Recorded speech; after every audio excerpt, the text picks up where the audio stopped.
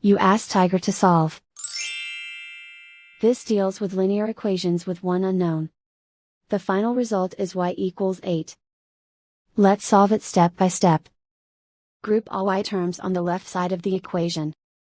Subtract 3y from both sides. Group like terms. Simplify the arithmetic.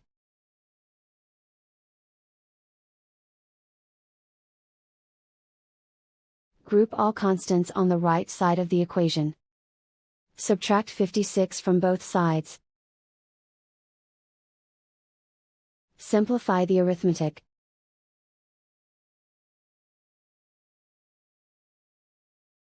Isolate the y. Divide both sides by -7. Cancel out the negatives. Simplify the fraction. Cancel out the negatives. Find the greatest common factor of the numerator and denominator. Factor out and cancel the greatest common factor. And so the final result is y equals 8.